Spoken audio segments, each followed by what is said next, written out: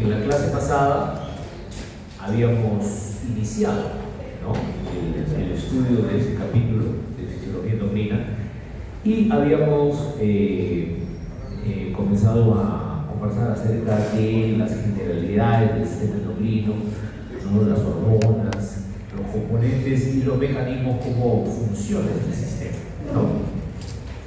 Bueno, aquí digamos, los principales protagonistas del sistema endocrino son las hormonas, ¿no?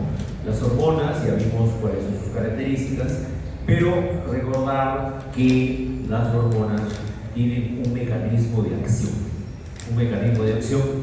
y siempre estas ejercen este mecanismo de acción a través de su unión con receptores, ¿no? Necesariamente todas las hormonas se unen a receptores, ¿de acuerdo?, para ejercer su acción que ejercen sobre las células blanco, sobre las células diana, ¿ok? Bueno, entonces el concepto principal que ustedes tienen que entender es que toda hormona siempre se une con un receptor, ¿no? Independiente de la característica de la hormona. Hay hormonas que son esteroides, hay hormonas que son péptidos, que son aminas, pero independiente de ellos siempre se une a un receptor. El receptor puede estar ubicado en diferentes lugares de la célula blanca, ¿no? Puede estar en la membrana celular, puede estar en el citoplasma o puede estar en el núcleo, ¿ya?, dependiendo del tipo de hormona que sea, ¿no? Dependiendo del tipo de hormona que sea, ¿no? Las principales hormonas, la gran mayoría son polipéptidos, como vimos, ¿no?, o proteínas, como vimos en la clase pasada, en cuyo caso estas no entran al interior de la célula, no entran, se unen a receptores que se encuentran entonces en la superficie de la célula blanca, a receptores de membrana, ¿ya? Receptores de membrana. Entonces acá tenemos, miren, la hormona que sería el ligando, ¿no? La hormona que sería el ligando se une al receptor. Este receptor es altamente específico, o sea, no se puede unir, este receptor no puede unirse pues a 2, a 3, a 10 hormonas, ¿no?, diferentes, no. Ese receptor está diseñado, ¿no?, la estructura molecular del receptor está diseñado para unirse solamente con un solo tipo de hormona. ¿Estamos de acuerdo? Ya, ok.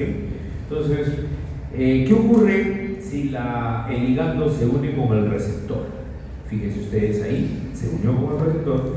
Entonces, ¿qué va a pasar?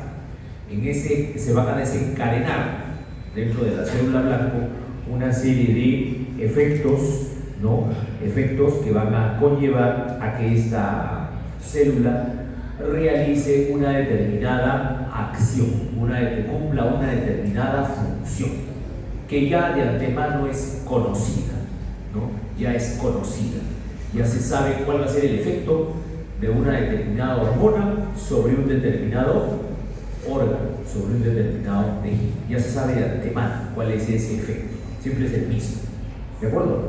¿Ya? Pero ¿qué pasa en la célula que no llegó a unirse? Por X motivos la hormona no se unió con el receptor. Entonces, ¿se desencadenará en esta célula el mecanismo de acción? ¿Habrá una respuesta? No. Necesariamente, para que yo vea la respuesta celular, tiene que haber habido la unión de la hormona con el receptor. ¿Ya? ¿Estamos de acuerdo? ¿Ya? Entonces, acá, cuando no hay unión, no hay ninguna acción a esperar, pero si hay unión de hormona con receptor, ahí está. ¿De acuerdo? ¿Ok?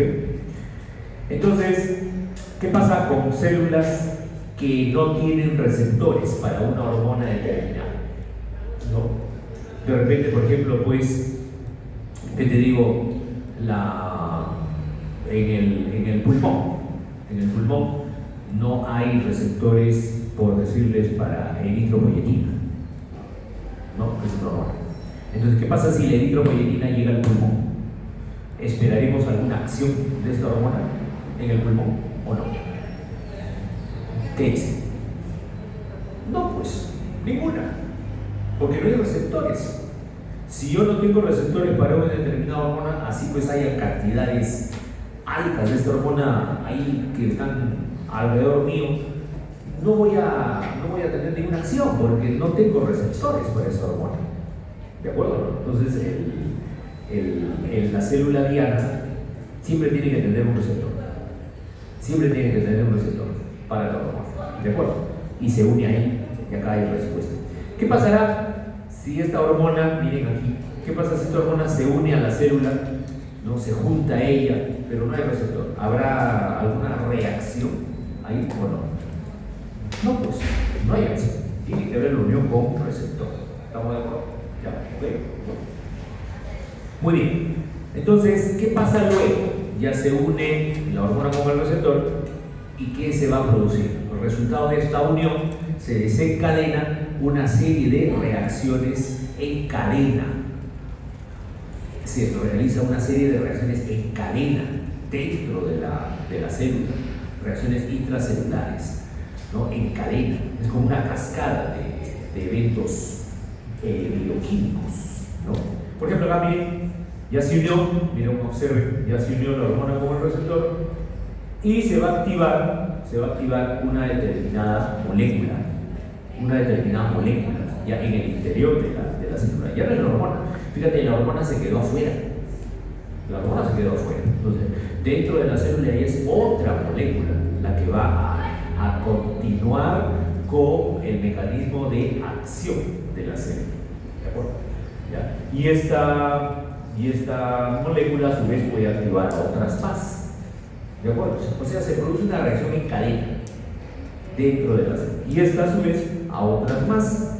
Fíjate tú, ¿ven? Son reacciones en cadena. ¿Ok? Bueno, los receptores hormonales, ¿qué cosas son? Siempre son proteínas. ¿Ok? Los receptores para hormonas siempre son proteínas, independientemente del tipo de hormona que se una a él. Las hormonas sí pueden tener diferente composición química. Hay hormonas, como les comentaba, hay hormonas que son proteínas, hay hormonas que son esteroides, hay hormonas que son aminas, polipéptidos, pero los receptores para cualquier tipo de hormona siempre son proteínas, ¿ok? Y más o menos en una célula que tiene receptores para una determinada hormona se calcula que tienen aproximadamente entre 2000 a 100.000 receptores por cada célula blanco, por cada célula diana. ¿Ok? ¿Ven? Entonces hay una infinidad de receptores por cada célula diana, ¿no? Entonces, ¿de qué dependerá la acción? También depende de la concentración de la hormona. Si yo estimulo, por ejemplo, 200 receptores, la acción se va a presentar, pero de una manera leve. Si yo estimulo 1000 receptores a la vez, la acción es más intensa. Y si estimulo los 100.000 receptores de la célula, pucha, ahí la reacción va a ser la misma, pero de mayor intensidad. Entonces, ¿de qué depende la intensidad de la respuesta a una hormona? Depende de la concentración de la hormona en sangre. Entre más alta sea la concentración de hormona en sangre, el efecto que produce es más intenso, más fuerte. ¿De acuerdo? ¿Ya? ¿Okay? Y como les señalaba, cada receptor es altamente específico para una hormona. Por ejemplo, un receptor que está diseñado para recibir a la TSH, a la tiroestimulante, ¿de acuerdo? No se va a unir, por ejemplo, con la FSH, ni con la LH, ni con otra hormona. ¿De acuerdo? Solamente reconoce a un solo tipo de hormona. ¿De acuerdo? Muy bien, entonces la intensidad de la reacción celular depende de la concentración de las hormonas circulantes. Recuerden que las hormonas solamente circulan en la sangre. ¿De acuerdo? Las hormonas solamente circulan en la sangre. Por eso que Si ustedes, por ejemplo, cuando sean médicos, les gusta la especialidad de la endocrinología, ¿no? La endocrinología es la especialidad médica que estudia, diagnostica y trata a pacientes que tienen trastornos hormonales, ¿de acuerdo? Entonces, cualquier hormona, ya sea producida por la hipófisis, por el hipotálamo, por la tiroides, la suprarrenal, cualquier hormona se puede dosar en sangre. Entonces, ¿cómo evaluamos la función de una glándula endocrina? Por ejemplo, ¿cómo evaluamos que la glándula tiroides esté funcionando bien?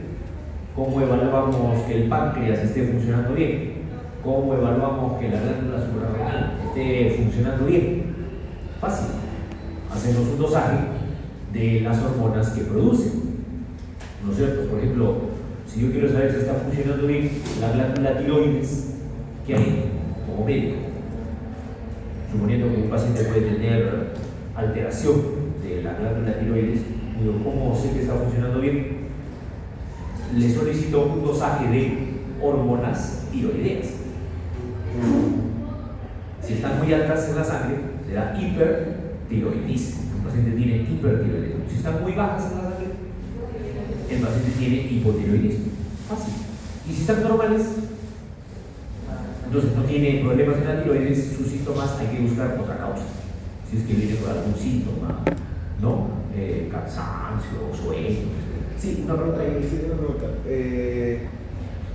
Sí, por ejemplo, también hay un problema también en la hormona de la paratiroides. ¿Se podría hacer, por ejemplo, no sé si estoy seguro, pero se podría diagnosticar a través de una prueba de inmunohistoquímica justamente en los receptores de la célula? Claro.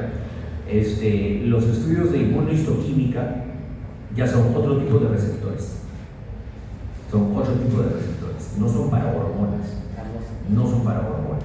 La inmunohistoquímica son unas tinciones que se hace eso se hace en anatomía patológica, ¿no? Cuando tú haces una biopsia de un tejido, sacas una cantidad pequeñita, lo que le haces tinciones inmunohistoquímicas para determinar receptores para otras sustancias, no son hormonas. Por ejemplo, el famoso BRCA, ¿no? El famoso BRCA buscan en los tejidos de las biopsias de mama, ¿no? Y el que tiene ese receptor, la mujer que tiene ese receptor, tiene más predisposición a tener cáncer de mama, por ejemplo. Pero ese receptor no es para hormonas, ¿de acuerdo? Las hormonas solamente circulan en la sangre, solamente las puedes encontrar en la sangre, ¿de acuerdo? ¿Ya? ¿Ok? Y la ubicación de estos receptores, bueno, pueden estar en la membrana celular, ¿no? Ahí está, pueden estar en la superficie de la membrana.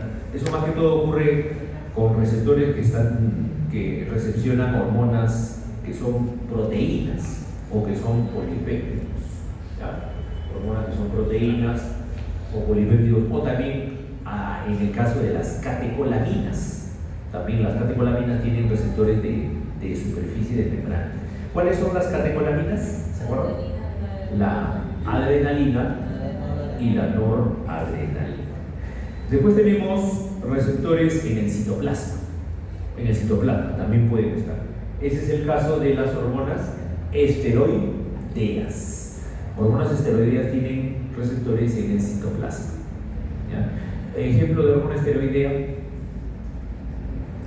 Una hormona que sea esteroidea. Acuérdense, las hormonas esteroideas son todas aquellas que se forman a partir del colesterol, ¿no? A partir del colesterol, todas, sin excepción.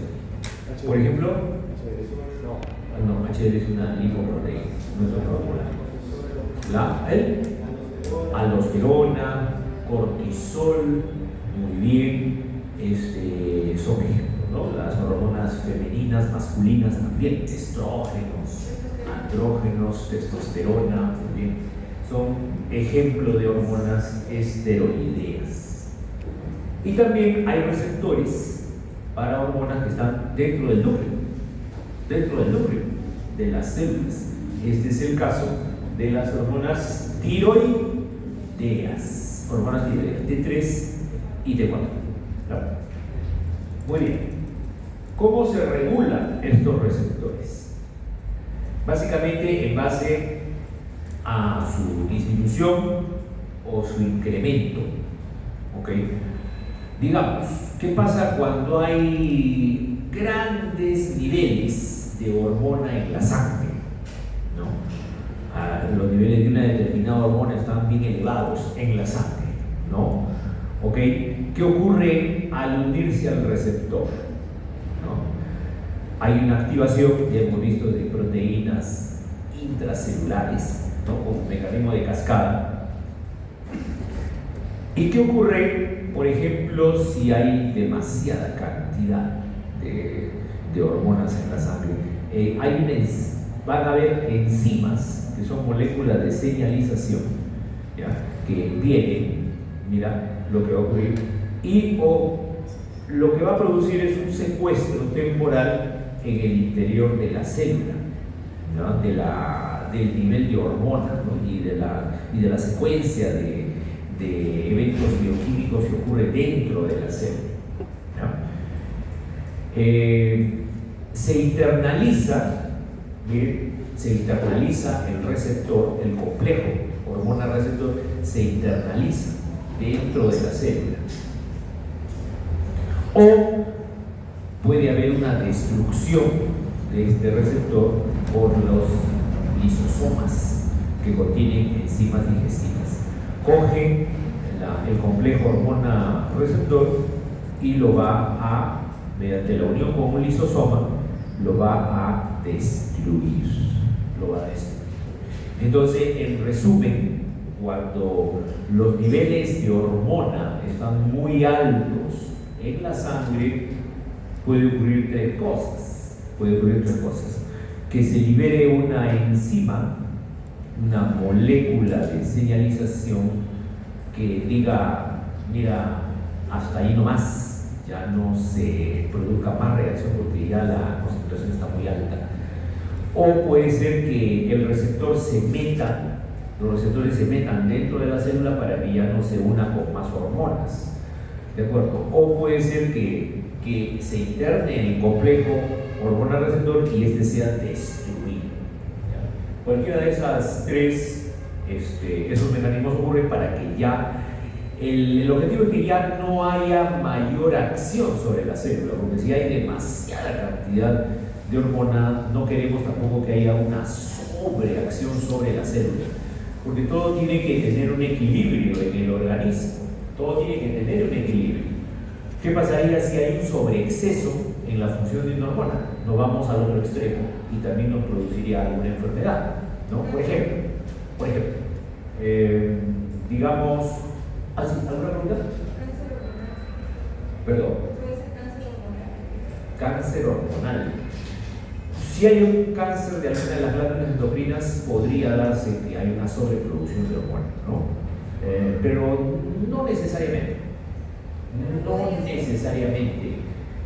Muchas veces es al revés. Más bien, por ejemplo, un cáncer de tiroides. Más bien, muchas veces hace que la glándula deje de producir más bien sus hormonas, porque toda la glándula comienza a estar ocupada por células cancerosas. Y esas células cancerosas no producen hormonas. Pero también existe un tipo de cáncer de mama que es hormonal. Perdón, ¿cómo dices? Existe también, no de las mamarias, que son también glándulas endocrinas, también existe un tipo de cáncer a la mama hormonal. Claro, hormonodependiente. Sí. O sea, hay tejidos que son sensibles a las hormonas y aumenta su tamaño, aumenta su función. Es el caso de la mama, ¿no? Sabemos que las mamas son estrógeno dependientes. Entonces, ¿qué pasa si una mujer tiene familiares con cáncer de mama?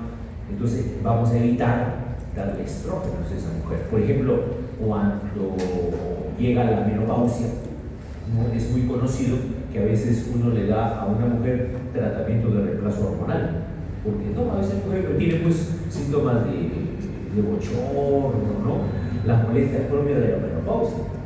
Entonces el médico le dice, bueno, sabe que si tiene mucha molestia, vamos a darle estas pastillitas de hormonas, estrógeno, para que le calme, ¿no? Sus molestias. Pero si esta mujer me dice que su mamá, no sé, su tía, su prima, tiene cáncer de mama, ha tenido cáncer de mama, ni hablar. O sea, tú no puedes, está contraindicado darle hormonas, porque el tejido mamario es estrógeno dependiente, tiene receptores para estrógeno, y eso propiciaría la aparición de un cáncer de mama. ¿Claro? Sí. Ahí había otra pregunta. Sí, también tengo entendido que, o sea, por ejemplo, un tumor cerebral puede también, o sea, bueno, a nivel de deseo, puede causar también lo que es la megalia, Claro. que es el aumento de la hormona de crecimiento. Claro, o sea, así como hay tumores en los cuales no hay buena producción de hormonas, hay otros tumores donde más bien se excede en la producción de hormonas, ¿no? Ese es el caso de los tumores que son propios de glándulas endocrinas. Es diferente a la mama. La mama es un tejido que no produce hormonas, pero sufre la acción de hormonas.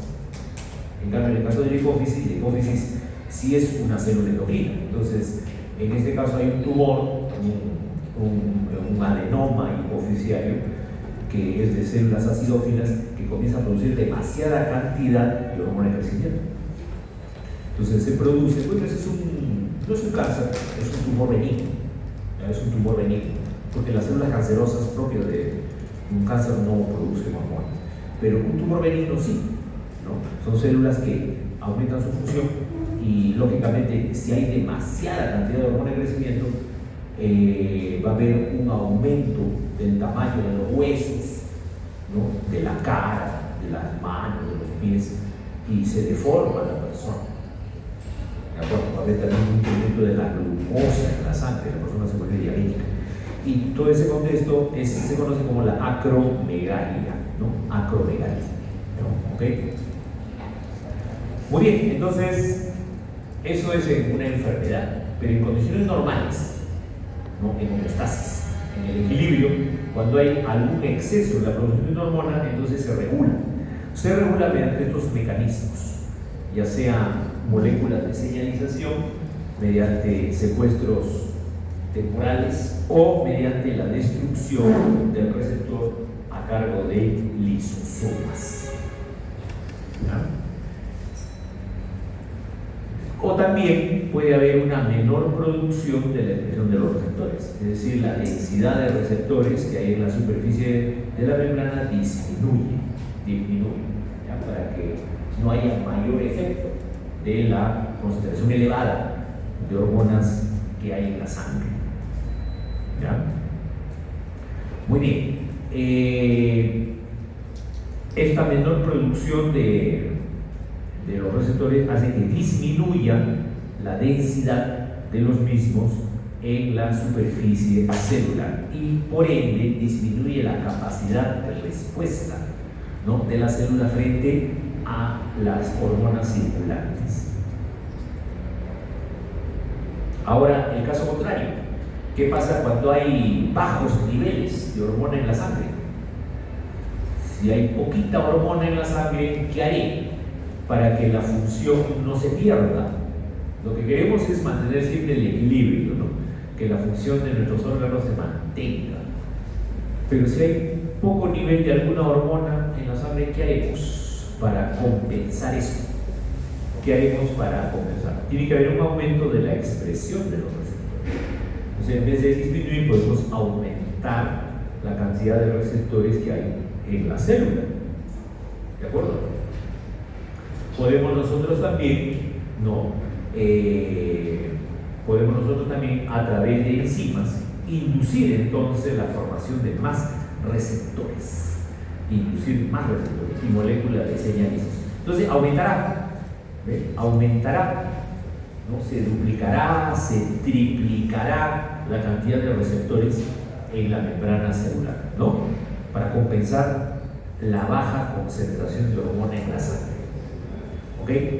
Entonces, al haber más receptores, fíjense ustedes, aumenta la disponibilidad, ¿no? Para la interacción con las hormonas. ¿De acuerdo? Muy bien. Ahora, en cuanto al tipo de receptor, existen 4 tipos de receptores, ¿no? Ya sabemos que todos los receptores estructuralmente son proteínas, pero existen 4 tipos de receptores.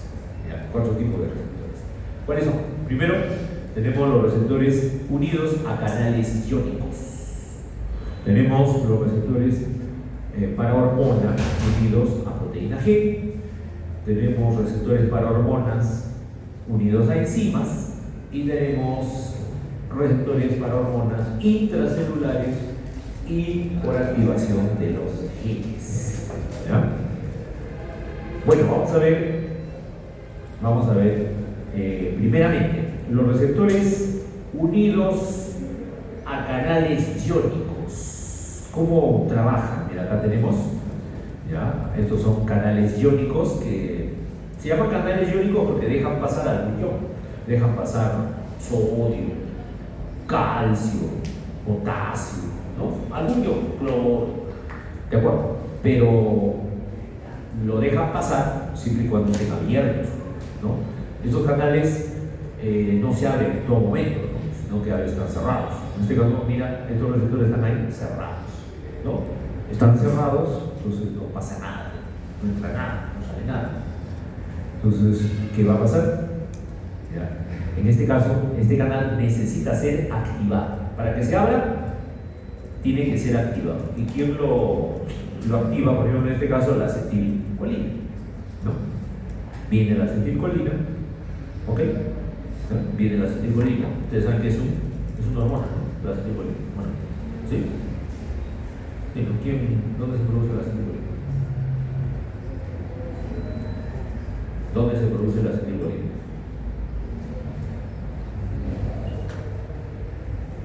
Nadie. No.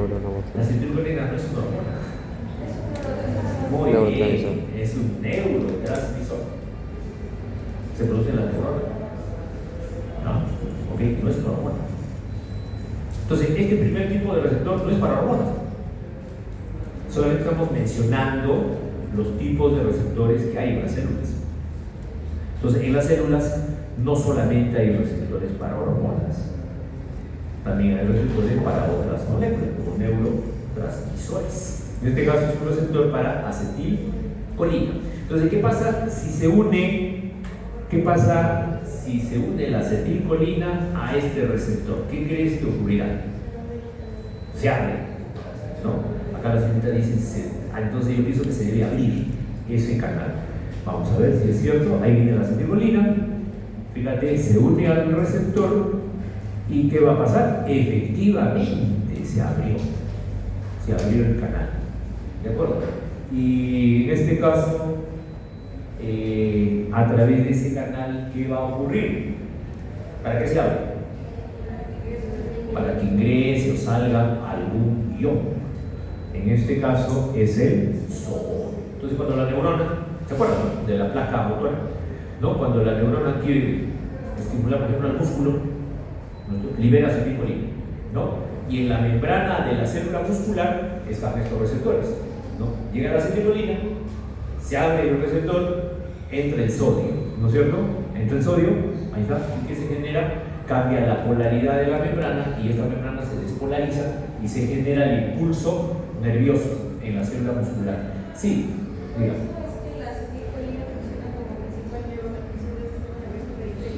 Así es, muy bien. La señorita nos aporta que la acetilcolina es el principal neurotransmisor del sistema nervioso periférico.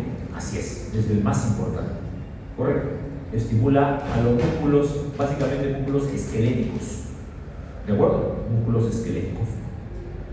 Bueno, entra el sodio, se despolariza la membrana y se propaga el potencial de acción.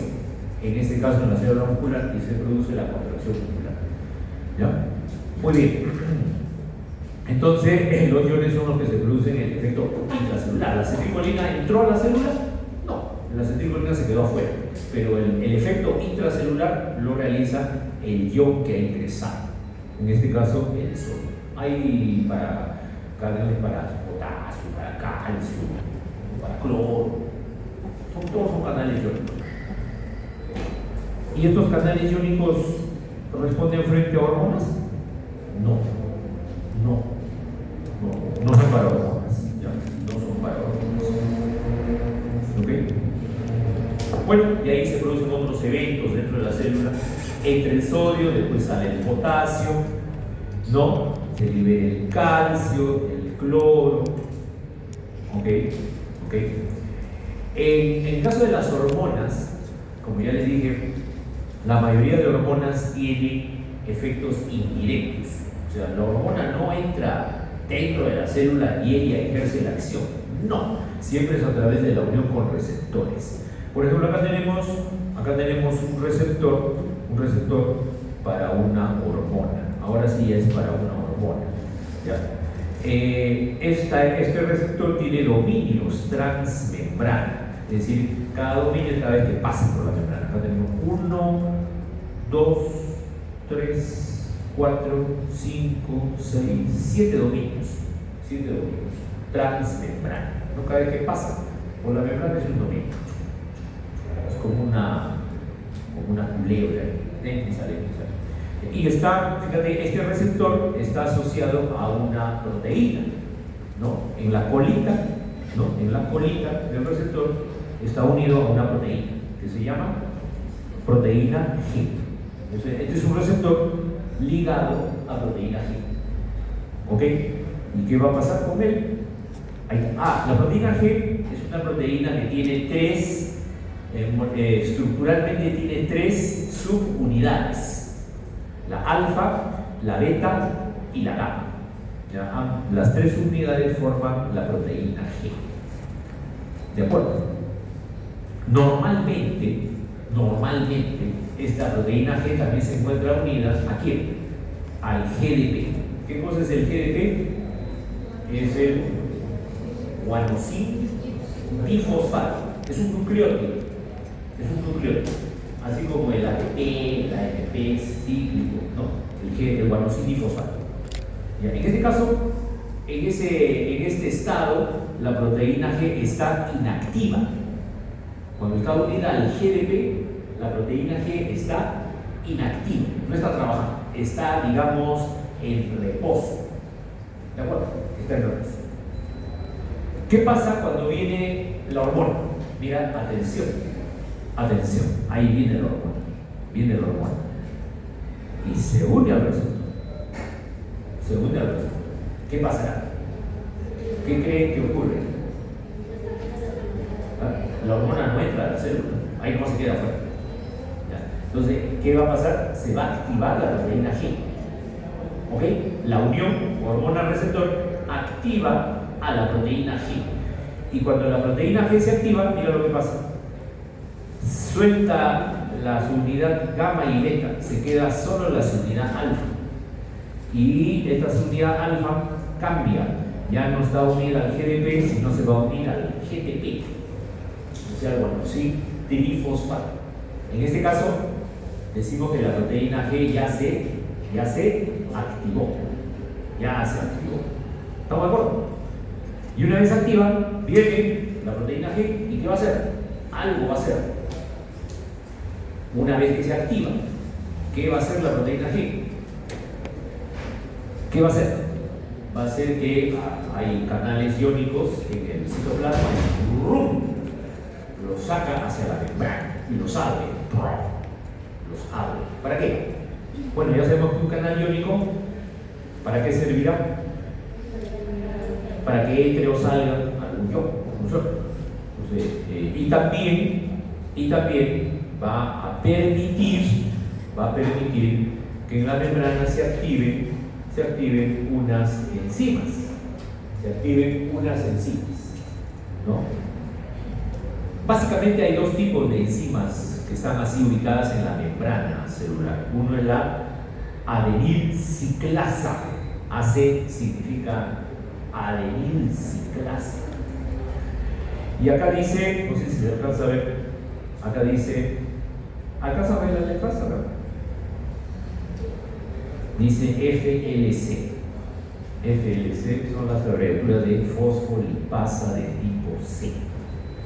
Fosfolipasa de tipo C. Entonces, la proteína G puede activar a una de estas 2 enzimas o puede hacer que aparezcan canales iónicos. Eso ya dependerá. ¿Cuál es la acción que hace? Dependerá pues, en qué célula está, ¿no? En qué célula se ubica, ¿no? Ok. ¿Qué hace la enilciclasa? ¿Se acuerdan? La enilciclasa. Ustedes ya están ya terminando el curso de fisiología, ¿no? ¿Se acuerdan cuál es la acción de la enilciclasa? La enilciclasa transforma al ATP en AMP cíclico. Muy bien. Y el AMP cíclico va a funcionar como segundo mensajero. ¿Ya? ¿Y qué hace la fosfolipasa C? ¿Se acuerdan? La fosfolipasa C. ¿Qué función tiene? Transforma un fosfolípido de la membrana, lo transforma en el fosfatidilinositol, y también forma el diacilglicerol. A partir del fosfolípido de la membrana forma el fosfatidilinositol y también el diacilglicerol, que van a ser mediadores que van a hacer que se libere calcio, van a ir al retículo endoplasmático, van a provocar la liberación de calcio, y ese calcio va a provocar el efecto final sobre la célula. Eso ya lo vamos a ir viendo poco a poco. ¿Ya? Muy bien. Entonces, sale la hormona, mira, ¿viste? Se salió la hormona, terminó su acción. Porque la hormona no tiene un efecto, va a durar pues, días, semanas, ¿no? Las hormonas tienen un tiempo una duración, su efecto dura, puede ser unos segundos, unos minutos, puede ser horas, pero tiene un tiempo de acción. Cuando ya la hormona se degrada, ya suelta, se sale del receptor, todo vuelve a la normalidad. Mira, otra vez se unió el GDT a la subunidad alfa de la proteína G. ¿Y qué crees que ocurrirá? La proteína G vuelve al reposo, vuelve a estar inactiva. ¿Ves? Se une nuevamente con sus unidades beta, gamma, y se regresa a unirse con el receptor. ¿Ya? Ahí. Hasta que realmente se active en otra ocasión. ¿De acuerdo? Muy bien. Ahora, existen tres tipos de proteína G, por si acaso. Existen tres tipos de proteína G. La proteína GS, la proteína GI y la proteína GQ. Hay tres tipos de proteína G. La proteína GS es de estimulante. Básicamente la proteína GS estimula reacciones químicas. La proteína GI, más que todo,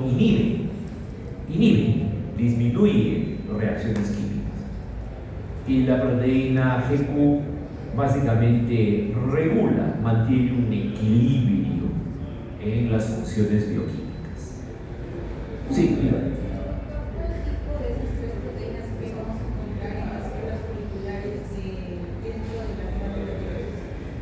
Depende. En algunos momentos, o sea, vamos a estudiar. En las glándulas foliculares hay algunas tiroideas que son aminas. Y las aminas no funcionan con este tipo de receptor. Las aminas, las hormonas tiroideas, funcionan con receptores intracelulares. La proteína G solamente está presente unida a receptores de membrana, nada más. ¿Ya? Solamente receptores de membrana. Ok, hay otros receptores para hormonas unidos a enzimas. ¿No? Unidos a enzimas. Miren, este receptor está unido a una enzima. Una enzima viene la hormona. Okay. Por ejemplo, la leptina se une a su receptor de leptina y debajo del receptor hay una enzima, la YAC2. Okay. Viene la leptina, se une a su receptor y se activa la enzima.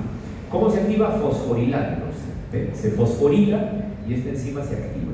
Al activarse va a desencadenar la activación a su vez de otros mediadores intracelulares como el PI3, el el MAPK, el STAT, son proteínas que están activándose dentro de la célula. Y estas llegan al núcleo celular, regulan la transcripción de genes relacionados al apetito, ¿no? Se ve que la leptina disminuye el apetito, inhibe el apetito y también es antiinflamatorio. ¿Ok? Controla también el crecimiento de la célula, el metabolismo energético y la neuroprotección. Bueno, cada uno de estos mediadores, dependiendo cuál se active, tiene también su propia función. Por ejemplo, el PI3 regula la captación de glucosa, la supervivencia celular y el balance energético. Otro ejemplo es la denilciclasa, ¿no? Otro ejemplo es la denilciclasa. ¿Cuál era la acción de la denilciclasa? ¿Se acuerdan? Transforma el ATP en AMP cíclico. Muy bien, ahí está, ¿ves? Transforma el ATP en AMP cíclico que funciona como segundo mensajero. Funciona como segundo mensajero para múltiples hormonas. Hay múltiples hormonas que tienen como segundo mensajero al AMP cíclico, ¿no? Por ejemplo, la hormona de crecimiento, la insulina, la prolactina, la leptina, todas estas hormonas tienen como segundo mensajero al AMP cíclico, o sea, dependen de la actividad de la denilciclasa. Muy bien. Y en cuarto lugar tenemos receptores para hormonas, pero que se ubican ya no en la membrana. Hasta el momento todos estos receptores que hemos revisado se localizan en la membrana. Ya, este cuarto tipo se ubica dentro de la célula. Puede ser en el citoplasma o puede ser en el núcleo. En el citoplasma o en el núcleo. ¿Ven? En el citoplasma o en el núcleo. Son receptores intracelulares. ¿Qué hormonas funcionan con receptores intracelulares? Las hormonas esteroideas. O sea, por ejemplo, de las suprarrenales, el cortisol, la aldosterona, o de las gónadas, ¿no? Estrógenos, testosterona, hormonas tiroideas, retinoides, vitamina D. Mira, ¿ok? Por ejemplo, las esteroideas van a un receptor citoplasmático, las hormonas tiroideas van a un receptor del núcleo. Finalmente, en el caso del receptor citoplasmático, va a estimular también al ADN. El receptor nuclear está estimulando directamente al ácido nucleico. ¿Okay? ¿Y cuál es la acción? La acción que se produce es una respuesta a la hormona. ¿No? Se sintetiza alguna proteína, ¿no? Sobre el ADN. ¿Okay? Los receptores intracelulares son idénticos en las células, pero los genes son regulados, son diferentes, ¿no? Tú puedes encontrar el mismo receptor en una célula que en otra, pero genéticamente cada célula hace que funcionen de manera distinta frente a la misma hormona.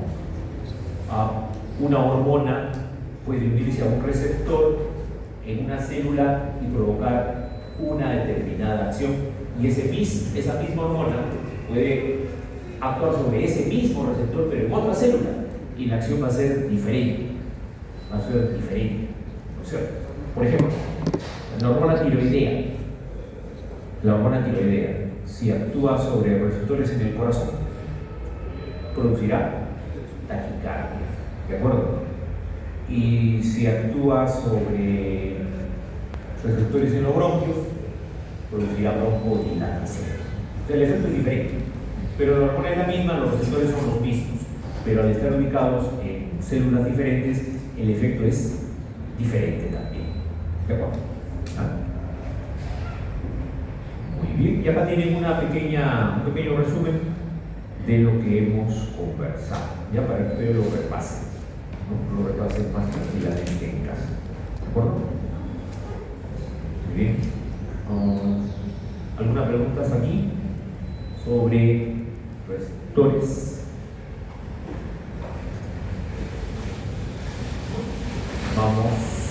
Continuamos. Vamos a ver ahora segundos mensajeros. ¿Qué les parece? ¿Ya? Vamos a estudiar segundos mensajeros.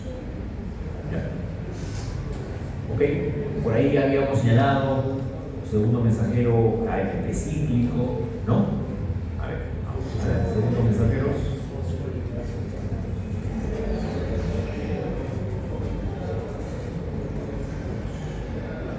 ¿Qué cosa es un segundo mensajero?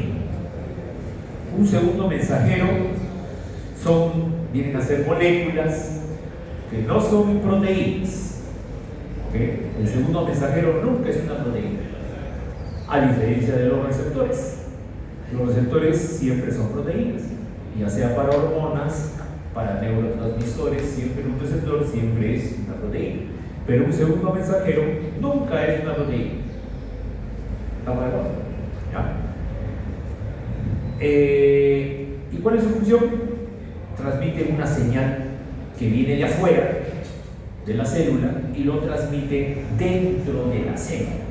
Una señal que viene de afuera, la molécula que viene de afuera no puede entrar a la célula, entonces yo transmito ese mensaje dentro de la célula. Esa es la función del segundo mensajero. ¿Ok? Entonces, si usted dice segundo mensajero, o sea, si se llama segundo mensajero, es porque hay un primer mensajero, ¿no? ¿Cuál será el primer mensajero? Se llama segundo mensajero, porque hay un primero. El primer mensajero sería la hormona, sería la hormona que llega y se une al receptor. Eso es el primer mensajero. Pero como la hormona no entra, la unión de la hormona con el receptor genera la producción de este segundo mensajero que lleva el mismo mensaje, pero dentro de la célula. Dentro de la célula. ¿Ok? Ahí tenemos nuevamente, ¿se acuerdan de eso? ¿Qué cosa es? ¿Qué cosa es esto? Es un receptor hormonal ligado a proteína G. ¿No es cierto? Entonces, un receptor para hormonas ligado a proteína G. ¿Y esta proteína G que están viendo aquí está activa o inactiva? Está inactiva. ¿Por qué? ¿Por qué dices que está inactiva? Ah, ya, porque sus tres unidades están juntas, la alfa, la beta y la gamma, y además está unido al GDP. Porque cuando se activa, se une al GDP. Muy bien. Ya, viene la hormona. ¿Te acuerdas? Viene la hormona, se une al receptor. ¿Y qué pasaba? ¿Qué pasaba? Se libera, ¿qué cosa? Se libera la unidad alfa, se suelta de la unidad beta y gamma, se suelta, ¿no? Y además, en vez del GDP, se une al GTP. ¿De acuerdo? Ahí ya se activó la proteína G. Y una vez que se activaba la proteína G, ¿qué pasaba? ¿Qué ocurría después? Podría ocurrir que se abra un canal iónico o que se active alguna enzima de membrana, como la N-ciclasa o como la fosfolipasa C. Cualquiera de esas cosas podría ocurrir. ¿Ok? En el caso de la N-ciclasa, ¿qué hacía la N-ciclasa? Ajá, muy bien. Transforma al ATP, ven ahí, en AMP cíclico. Y este AMP cíclico es el segundo mensajero. Ese es el segundo mensajero. ¿De acuerdo? ¿Ya? Entonces, ¿el primer mensajero cuál es? La hormona. Muy bien. La hormona no puede entrar a la célula, pero alguien le tiene que llevar el mensaje porque tiene que llegar al núcleo del mensaje. Tiene que llegar al núcleo del mensaje.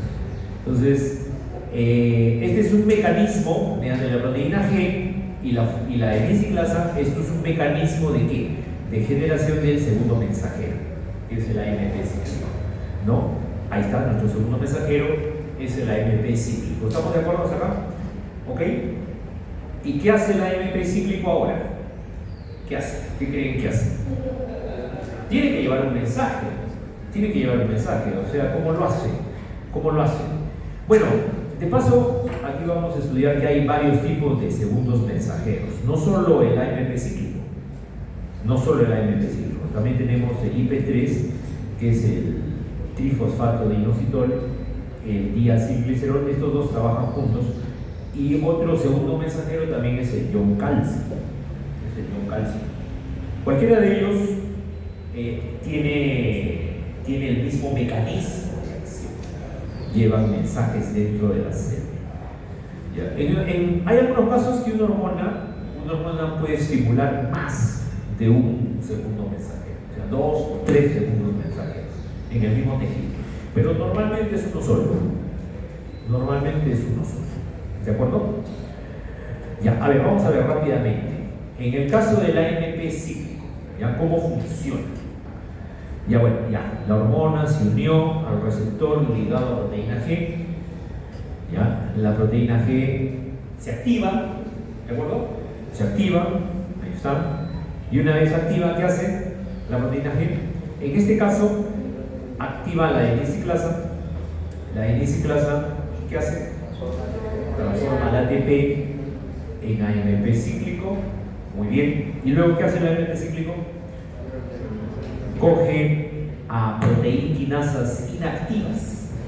Dentro del citoplasma hay proteínquinasas de tipo A, por ejemplo, que están inactivas, y las despierta, las activa, dice ponte a trabajar. Entonces la proteínquinasa de tipo A se activa en presencia de AMP cíclico. ¿De acuerdo? Y luego, esta es una cascada enzimática, ¿ya? Y luego se produce la respuesta celular. Si la hormona, por ejemplo, es la TSH, ¿no? La TSH es una hormona producida en la hipófisis, ¿no? Que es la hormona tiroestimulante. Suponiendo que esta hormona es la TSH y la célula donde está el receptor es la célula de la glándula tiroides. ¿De acuerdo? Es una célula de la glándula tiroides. Entonces viene la TSH, actúa sobre la célula de la glándula tiroides. ¿Y cuál será la respuesta? Habrá mayor formación de hormonas tiroideas, o sea, más formación de T3 y de T4. ¿De acuerdo? Ok. O si la acción, por ejemplo, es de la ACTH. Si esta hormona es la ACTH y la célula sobre la cual actúa es la célula de la corteza suprarrenal, por ejemplo, ¿cuál será la respuesta? Mayor producción de esteroides, por ejemplo, cortisol, aldosterona. ¿De acuerdo? ¿Ya? Ok. O si esta hormona es la ADH. La ADH. ¿Cuál es la ADH? O vasopresina, hormona antidiurética. La hormona antidiurética viene, se une a receptores que están ubicados en las células del tubo colector del nefrón. ¿Y qué hace? Hace que reabsorbe agua, ¿ok? A nivel del riñón, en los túbulos renales. ¿Ya? Muy bien, entonces, ven ustedes cómo la proteína G, el segundo mensajero es el mismo, el mecanismo es el mismo, pero la acción, la respuesta es diferente, dependerá de qué célula se produce el estímulo. Si es sobre una célula de la tiroides, si es sobre una célula de las suprarrenales, si es sobre una célula del nefrón, la respuesta es diferente, a pesar que el estímulo es el mismo. ¿De acuerdo? El mecanismo es el mismo. ¿Ok? Muy bien. Y luego, ¿qué pasa si ya se cumplió el efecto? Si ya se cumplió el efecto. O sea, no va a durar toda la vida. Alguien tiene que ya detener. Por ejemplo, ya se produjo la adecuada cantidad de hormonas tiroideas, ya deje de producir. ¿Cómo hago para detener este proceso? Porque se va a seguir produciendo más y más hormonas tiroideas, pero ¿cómo lo detenemos? Gracias a una enzima que se llama la fosfodiesterasa. ¿No? Acá, mira, acá está. Aparece la fosfodiesterasa. La fosfodiesterasa. ¿Y qué hace la fosfodiesterasa? Agarra al AMP cíclico y lo transforma en AMP, o sea, ya no sirve, AMP. Mejor. Y como AMP ya no tiene ninguna función, ya no hace de segundo mensajero. O sea, se interrumpe el estímulo. ¿De acuerdo? Ya no va a haber más estímulos. Se detiene entonces la producción de las hormonas tiroideas, se detiene la producción de hormonas esteroideas, se detiene todo. ¿De acuerdo? ¿Ya? ¿Ok? Muy bien.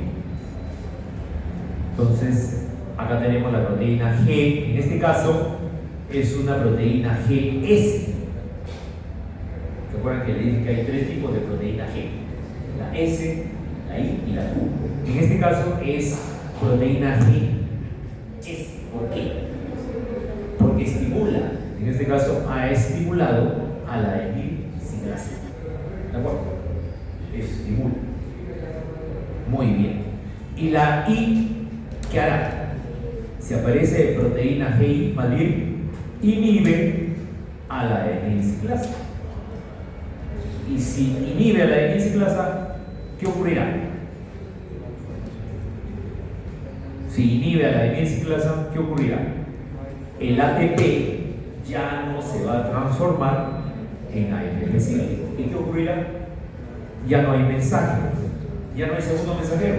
Entonces también se detiene la acción de la hormona. ¿De acuerdo? O sea, puede ser por cualquiera de esos dos mecanismos, ¿no? Por la aparición de la fosfodiesterasa o por la aparición de la proteína G de tipo I inhibidor.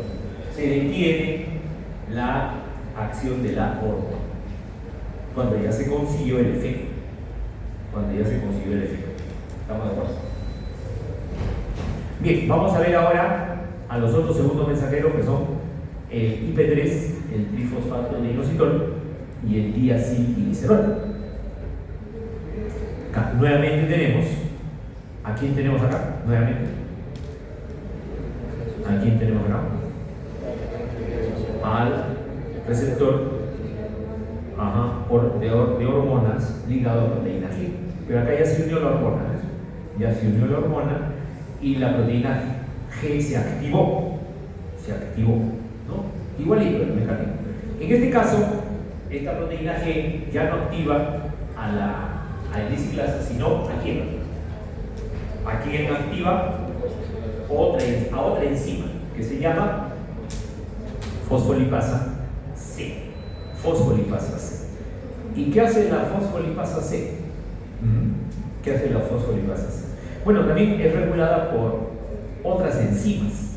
Hay enzimas ligadas a receptores que también regulan a esta fosfolipasa C. No solamente la proteína G, sino otras enzimas intracelulares. Bueno, les cuento que la fosfolipasa C, así como la adenilciclasa transformaba el ATP en AMP cíclico, ¿no? La fosfolipasa agarra al PIP2 fosfoinositol, ¿no? Difosfoinositol es un fosfolípido de membrana, la membrana. Lo transforma en dos moléculas, en IP3, que es el trifosfato de inositol, y diacilglicerol. ¿Ya? IP3 y diacilglicerol. ¿Okay? Y estos funcionan como segundos mensajeros. ¿Ya? ¿Qué hace el diacilglicerol? El diacilglicerol coge otra proteinquinasa. No es diferente a la proteinquinasa activada por AMP cíclico. El AMP cíclico activa la proteinquinasa de tipo A. El diacilglicerol activa la proteinquinasa de tipo C. También la activa. De un estado inactivo pasa a un estado activo. ¿Ok? Esto permite regular procesos como proliferación celular, crecimiento celular, diferenciación, etc. ¿Y el IP3 qué hace? El IP3 tiene otro mecanismo de acción. El IP3 viene hacia el retículo endoplasmático liso y apertura canales de calcio que hay en la membrana del retículo endoplasmático liso. Y esto permite al calcio salir, ¿no? Y si estamos hablando de, por ejemplo, del tejido muscular, este calcio liberado va a provocar la contracción de esa célula muscular. ¿De acuerdo? ¿Ok? Entonces, acá, ¿qué pasará cuando ya queremos que se detenga la acción? Ya, suficiente. Van a haber un enzima, unas fosfatasas, que degradan, ¿no?, al inositol trifosfato. Lo degrada y ya no va a tener acción. ¿De acuerdo? Y ahí termina el efecto de la hormona que se inició con la unión al receptor. ¿Ya? Bueno, y tenemos también como segundo mensajero el ion calcio. El calcio, fíjate, puede entrar a la célula mediante canales de calcio, que son voltaje dependientes. Se llama voltaje dependiente porque va a depender de la polaridad de la membrana.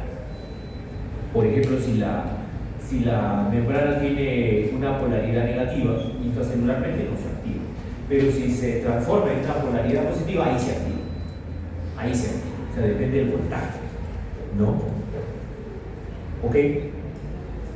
Y también depende, puede ser, hay otro tipo de canales de calcio que no dependen de voltaje, sino dependen de la unión a otra molécula. Dependen de la unión a otra molécula. ¿Ok? Ya, puede darse cualquiera de esos dos casos. ¿Ya? Muy bien, una vez que entra el calcio a la célula, por cualquiera de esos dos canales de calcio, se van a activar también proteinquinasas. ¿Ok? Se activan proteinquinasas, ¿no?, que se unen. Mira, el calcio, para activar a esta proteinquinasa, se ha unido a ella, y la activa. ¿Ok? Ahí está. Se forman las proteinquinasas. ¿Ok? Gracias a la aparición de esta molécula. ¿Ok? Y esta molécula miosina, creatinquinasa de miosina, a su vez va a actuar sobre una miosina sinasa de cadena ligera. Y lo va a transformar en una miosina sinasa de cadena ligera, pero activa. ¿Ok? Ahora, la cantidad de calcio que hay dentro de la célula es muy bajita. Normalmente, cuando una célula no está estimulada, la concentración de calcio intracelular es muy baja. Solamente es de 0.1 a 0.01 micromoles, ¿ok?, sin estimulación. Pero cuando la célula está estimulada, mira cuánto aumenta el calcio. El calcio aumenta de 1 a 10. De lo que era de 0.1 a 0.01, va hasta una concentración de 1 a 10. ¿Cuántas veces más? 10 veces más, a 100 veces más aumenta la concentración de este calcio intracelular. ¿Ya? Bueno, y ahí tienen un cuadrito que ya lo van a revisar en casa, donde está en resumen, ¿no?, las diferencias que hay entre estos tres tipos de segundos mensajeros, ¿no? AMP cíclico, el trifosfato de inositol, que siempre trabaja junto al diacilglicerol, y el ion calcio. ¿De acuerdo? ¿Ya? ¿Ok? Bien, preguntas hasta acá. Vamos a pasar ahora. ¿Vamos bien? ¿O no? ¿No estamos bien? ¿Qué cosa está mal? Todavía tenemos tiempo. ¿Ya se quiere? ¿Sí? ¿Tenemos tiempo? 15 minutos. Ya. Aprovechemos el tiempo al máximo. ¿Sí? ¿De acuerdo?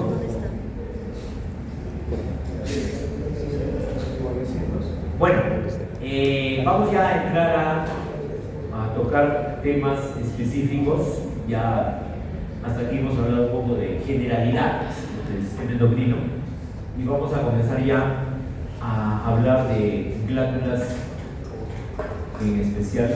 Tenemos primero el eje hipotálamo hipoficial, ¿no? El eje hipotálamo hipoficial. El hipotálamo es prácticamente el centro, ¿no?, de todo el sistema endocrino, porque controla la secreción de la hipófisis, ¿no? El hipotálamo controla la hipófisis. ¿A través de qué?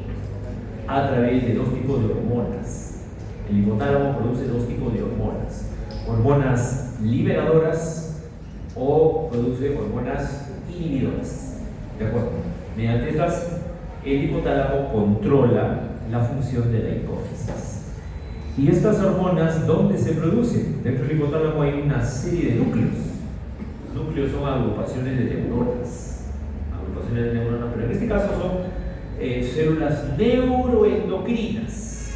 Células neuroendocrinas. O sea que tienen la estructura de una neurona, pero que producen a su vez hormonas.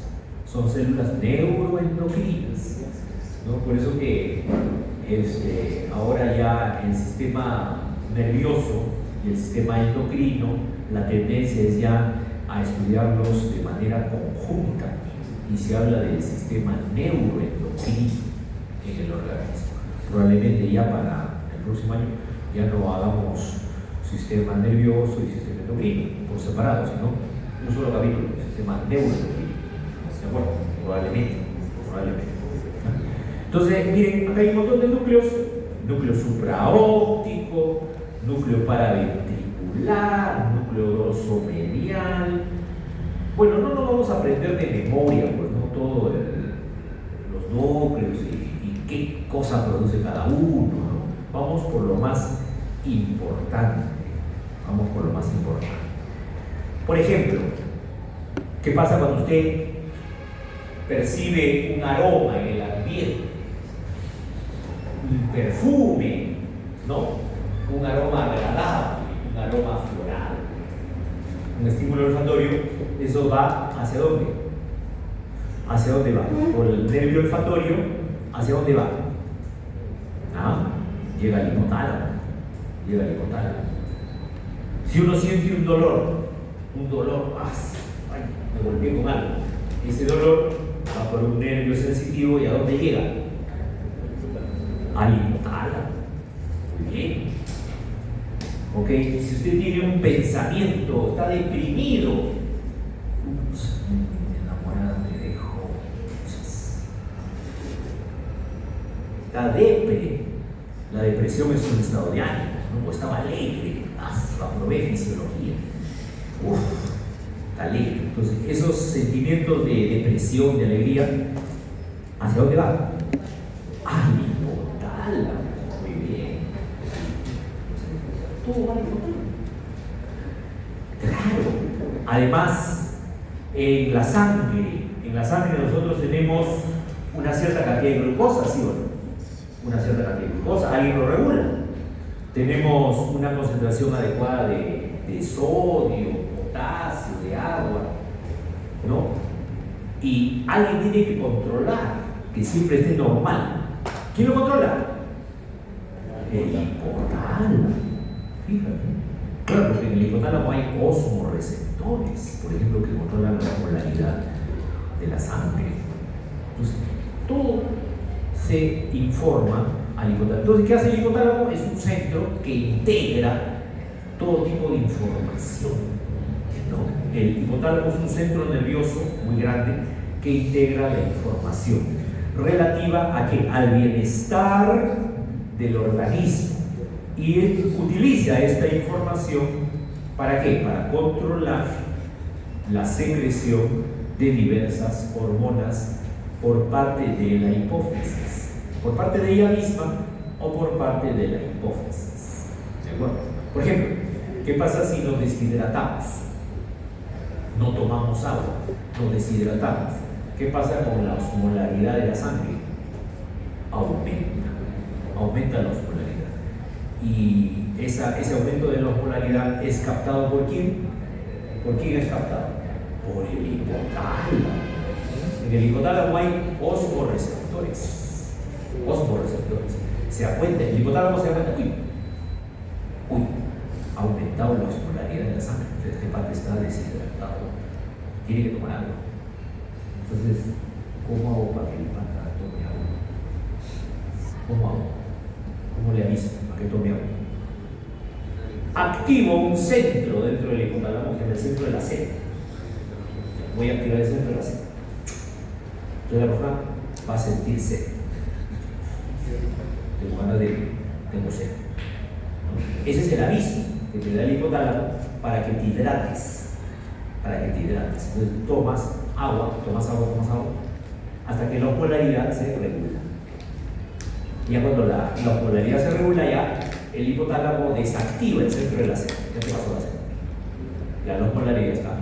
¿Ven? Entonces, ¿cómo el hipotálamo integra la información? ¿Y para qué? Para regular las diferentes actividades del organismo. ¿Ya? Entonces, por ejemplo, en lo que les estaba explicando, en el núcleo supraóptico se produce una hormona. En el núcleo supraóptico del hipotálamo se produce una hormona que se llama, les dije, ADH, hormona antidiurética, o también se llama vasopresina. Hormona antidiurética o vasopresina son sinónimos. ¿Ya? ¿Okay? ¿En qué momento se produce la ADH? Les acabo de decir. Cuando la persona está deshidratada, por ejemplo. Cuando está deshidratada, aumenta la concentración de solutos en la sangre. Mira, aumenta la concentración de solutos, porque hay poca agua.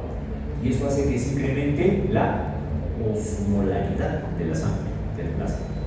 Y eso activa los osmoreceptores que están en este núcleo supraóptico, y estos responden produciendo ADH. Aparte que se activa el centro de la sed, que les dije, también provoca la secreción de la hormona antidiurética o ADH o vasopresina. Y esta hormona es transportada por los axones de estas neuronas del núcleo supraóptico y llegan hasta la neurohipófisis. Y de ahí la neurohipófisis libera la ADH, y la ADH finalmente llega hasta donde llega, a través de la sangre, hasta la porción final del túbulo distal y túbulo colector, y hacen que aparezcan unos receptores, ¿no? Se abren estos receptores a nivel de este túbulo distal y túbulo colector. ¿Cómo se llaman estos receptores? No receptores, transportadores de agua. Transportadores de agua. ¿De acuerdo? Transportadores de agua. Que se llaman aquaporinas. Aquaporinas. ¿Estamos de acuerdo? ¿Ya? Aquaporinas. ¿Qué hacen las aquaporinas? Cogen el agua que se va a ir por el túbulo renal, se va a ir en la orina, se va a ir esa agua en la orina. Pero si aparecen las aquaporinas, ¿qué ocurre? Si aparecen las aquaporinas agarran esa agua, no te vayas en la orina, y la regresan el agua hacia la sangre. ¿De acuerdo?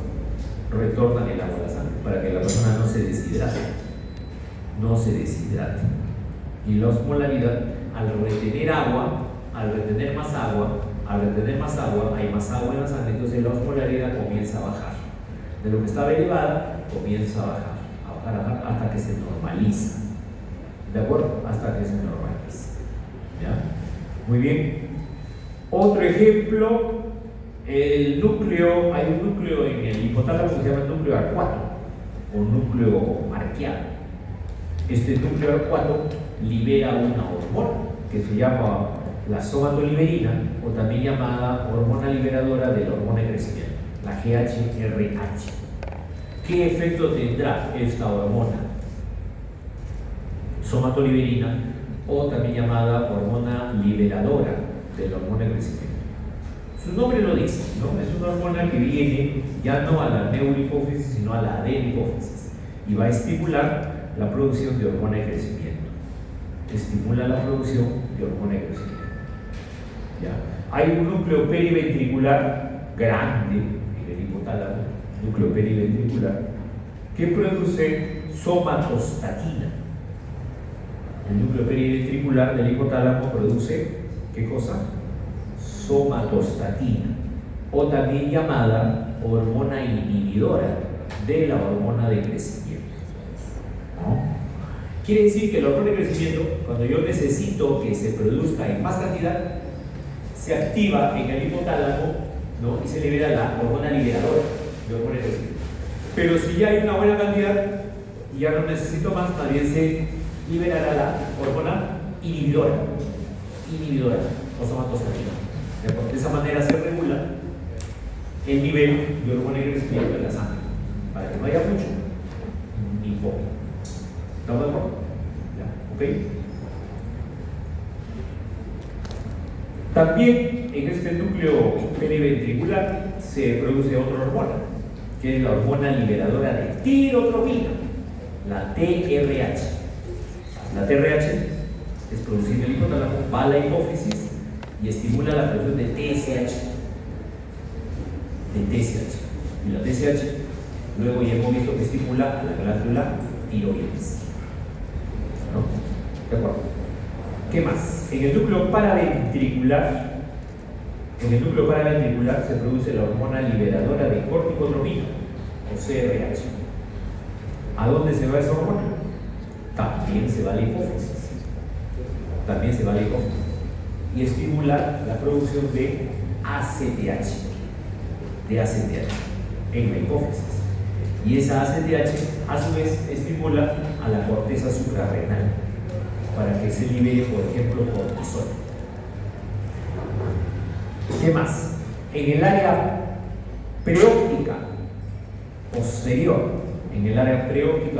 del hipotálamo se produce la hormona liberadora de gonadotropinas, la GnRH. Esta GnRH es una hormona que viene también a la hipófisis y estimula la liberación de las gonadotropinas.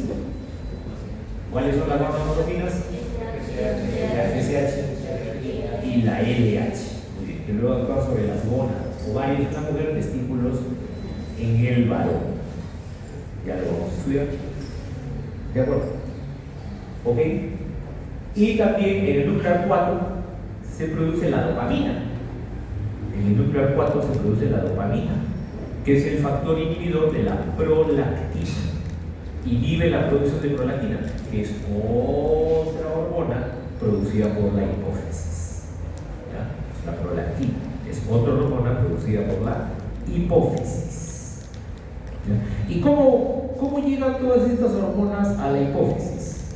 A través de las prolongaciones de estas neuronas. Llegan y todas estas hormonas que hemos estado mencionando llegan y se descargan todas acá, en esta protuberancia que hay. Bueno, ustedes ya están estudiando anatomía, ¿no? Hay una protuberancia acá entre el hipotálamo y la hipófisis, ¿cierto? Esta protuberancia se llama eminencia media, ¿no? Ahí se depositan todas las hormonas, estas liberadoras, inhibidoras, todas se depositan acá. ¿De acuerdo? ¿Y de ahí qué pasa? Bueno, de ahí van a entrar a la sangre, porque acá va a haber una red de capilares que vienen desde la arteria carótida interna. Mira, la arteria carótida interna viene por el cuello, llega hasta acá arriba, se ramifica, da origen a la arteria, cuando llega al hipófisis, da origen a la arteria hipofisiaria superior. Esta se ramifica y da origen a plexos. Acá tenemos el plexo capilar principal, no primario, ok, y hay un plexo capilar secundario. El plexo capilar primario está a nivel de la eminencia media y el plexo capilar secundario ya a nivel de la adenohipófisis.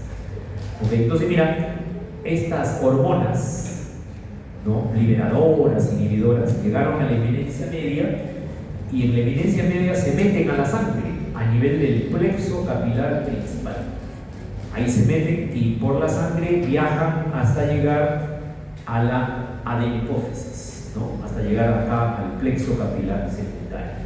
Y ahí salen y estimulan a las células de la adenohipófisis. ¿Ya? Todo este sistema se llama sistema porta hipotálamo hipofisial.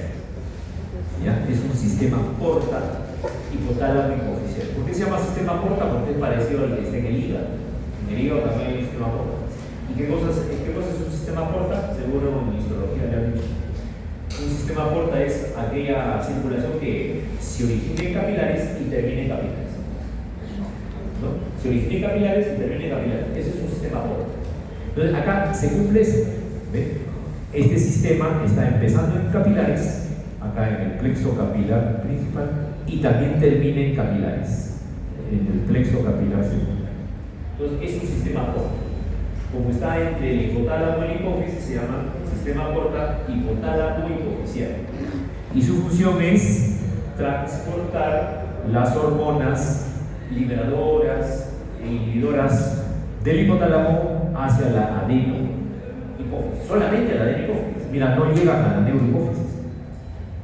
Solamente a la parte anterior, a la adenohipófisis, nada más. ¿De acuerdo?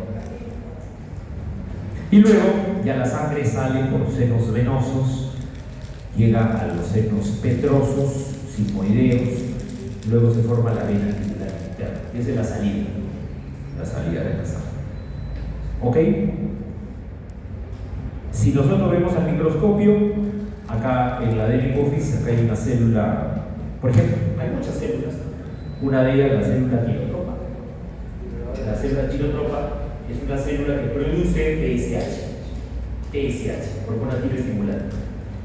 ¿Ok? Entonces viene la hormona TRH, ¿ya? Por acá está la hormona TRH. Viene la TRH por este sistema, llega y estimula la célula tirotropa, y en presencia de la TRH, esta célula tirotropa produce TSH. ¿Ven? Llega la hormona tirotropa, lo activa a esta célula, y esta célula produce TSH, hormona tirotropina, se llama la TSH, también se llama tirotropina, que va a ir hacia la glándula tiroides y lo va a estimular para que produzca hormonas tiroides T3 y T4. ¿De acuerdo? Luego, ya para terminar, hay otra arteria que se llama arteria hipofisiaria inferior. Esta arteria llega hasta la neurohipófisis, que es la parte posterior de la hipófisis. Y también forma capilares. ¿De acuerdo? Y de estos capilares salen también senos venosos, senos petrosos, y van a la vena yugular interna. ¿Ok? La diferencia entre adenohipófisis y neurohipófisis es que acá en la adenohipófisis, ya vamos a estudiarlo en la próxima clase, se producen muchas hormonas, pero en la neurohipófisis no se produce ninguna. Entonces, ¿para qué están estos capilares? Estos capilares están para transportar dos hormonas, la ADH y la oxitocina, que son hormonas que se producen en el hipotálamo. Se producen en el hipotálamo, por ejemplo, la ADH en el núcleo supraóptico, ¿se acuerdan? Ya, y ahí esta ADH viene y va a llegar hasta la neurohipófisis. Aquí solamente se va a almacenar, solamente se almacena. Y cuando el organismo lo necesita, por ejemplo, cuando estamos deshidratados, inmediatamente se libera hacia la sangre y va a llegar por la sangre hacia el riñón. ¿De acuerdo? Hacia el riñón. ¿Ok? Miren, ¿ves? Vienen prolongaciones del núcleo supraóptico y del núcleo paraventricular. En el núcleo paraventricular se produce la oxitocina, o pitocina. También viene por acá, llega hasta la neurohipófisis. Solamente esas dos hormonas, ADH y oxitocina. Y bueno, ahí tienen ustedes para estudiar en casa una tablita de resumen de todas las hormonas hipotalámicas. Estas son hormonas hipotalámicas, hormonas liberadoras o inhibidoras. ¿En qué núcleo se producen? ¿Qué función tienen? ¿Y qué hormona provoca que se desencadene su secreción? ¿Y en qué órgano? ¿Ya? Eso lo tienen ahí para que lo revisen. ¿Ya? Muy bien. Preguntas.